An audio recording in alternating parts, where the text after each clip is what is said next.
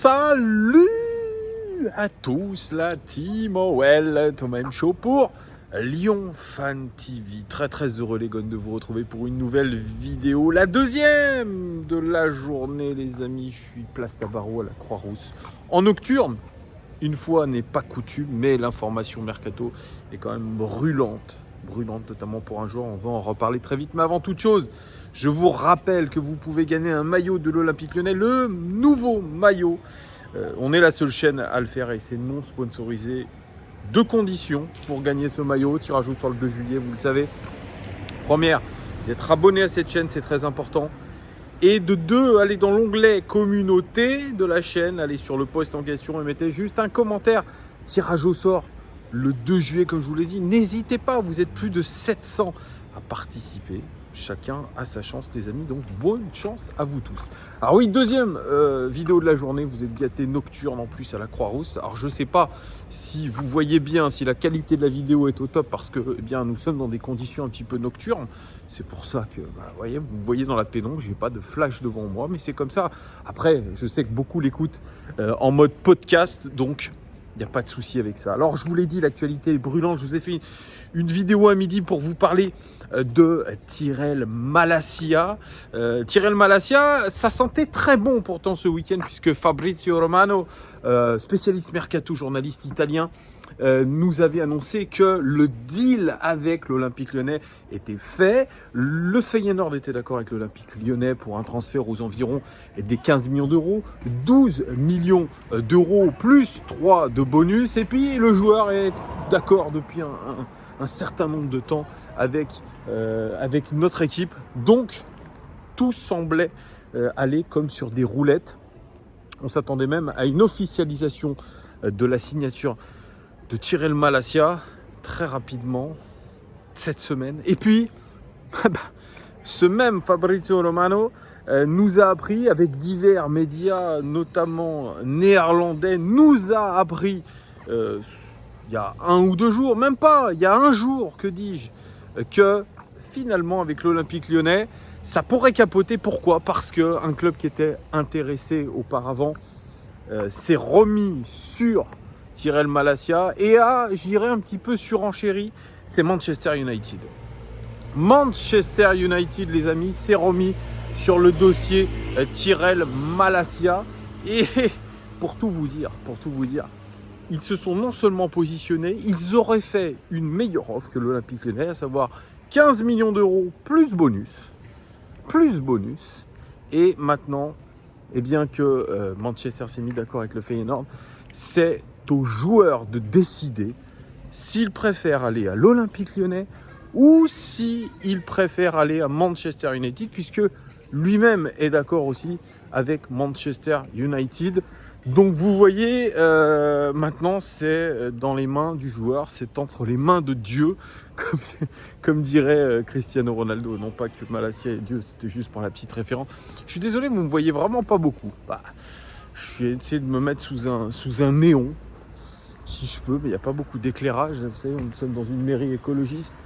Et quand on peut économiser sur l'éclairage, c'est... Bon, vous me direz, on n'a pas besoin d'éclairer non plus les trottoirs à fond de cale. C'est bien assez, en tout cas, pour marcher dans la rue tranquillement. Oui, donc voilà, Tyrell Malacia, maintenant, il a 2 options. Soit l'Olympique Lyonnais, soit Manchester United. Alors, bien sûr, sur les réseaux sociaux, sur cette page, même dans les commentaires, ça s'est enflammé. On commence déjà à critiquer la direction de l'Olympique Lyonnais, les traités de radins, parce qu'ils ne veulent pas s'aligner sur ce que demande le Feyenoord Rotterdam. Et c'est la faute de Ponceau et blablabla. Oh, déjà on se calme les amis, c'est comme je vous ai dit. Tyrell Malacia, personne ne l'a vu jouer sur une saison. Personne. On s'attache à penser ce qu'on veut du joueur sur 2 matchs face à l'Olympique de Marseille, voire même sur la finale face à la Roma, où il n'a pas été extrêmement bon. On sait juste qu'il est international néerlandais. Alors, certains ont pu voir les matchs de Nation League avec les Pays-Bas, parce qu'il est néo-international néerlandais, Tyrell Malacia. Mais calmons-nous, pour ceux qui ont vu les best-of, calmons-nous. C'est un pari, Tyrell Malacia. Arrêtons de penser que ce sera le futur Roberto Carlos, les amis. Arrêtons. J'ai dit Roberto Carlos parce que moi, je suis de cette génération-là. arrêtons. Calmons-nous. Ça, c'est toujours la même chose lors des différents mercatos. C'est toute la twittosphère s'agite sur certains joueurs parce qu'ils ont une certaine, je dirais même pas légitimité, ils ont une réputation et puis ça peut être un futur crack. C'est ça aujourd'hui Internet, c'est ça les réseaux sociaux et c'est ça qui est aujourd'hui un petit peu pénible avec tout ça, c'est qu'on n'arrive pas à être objectif. Alors bien sûr ça taille Vincent Ponceau et Vincent Ponceau c'est un radin. Les gars, Vincent Ponceau, personne ne le connaît personnellement. Personne n'est en contact avec la direction, le board de l'OL. Personne n'est dans les négociations avec Feyenoord et l'OL. Personne. Aucun n'est insider à tout ça, à toutes les négociations. Donc arrêtons de dire c'est la faute de Vincent Ponceau et ci et ça. Et c'était la même chose pour Onana et pour Azmoun. Arrêtons. Regardez ce qui s'est passé pour Onana. Regardez ce qui s'est passé avec Azmoun. Ce ne sont pas des résultats. Même s'ils n'ont pas choisi l'Olympique lyonnais. L'un au Bayer Leverkusen n'a pas été bon. Et l'autre, je crois qu'il a signé du côté de l'Inter. Donc je ne sais même plus. Onana, je ne sais même pas où il a signé. Pour vous dire, vous me direz en commentaire, je ne sais même pas. Je sais juste qu'il a fait une canne plutôt pas mal. Mais voilà, mais arrêtons, s'il vous plaît, de mettre en cause la direction de l'Olympique lyonnais, etc. Parce que ça fait plaisir à tout le monde. Pour une fois, les gars, c'est moi qui le dis. Et vous savez pourtant que j'ai pas forcément une admiration pour le board de l'Olympique lyonnais, pour les dirigeants de l'Olympique lyonnais. Donc à un moment donné, calmons-nous. Donc Tyrell Malacia, effectivement, il va faire son choix en son âme et conscience. Et s'il ne choisit pas l'Olympique lyonnais, il ne faudra pas dire « Ah putain, c'est à cause de la direction ». Non, parce que je vous le dis les gars, je vous le dis très sincèrement. Quand vous avez l'opportunité d'aller dans l'un des plus grands clubs du monde, qui est Manchester United, vous pouvez me dire ce que vous voulez. Vous pouvez me dire ce que vous voulez.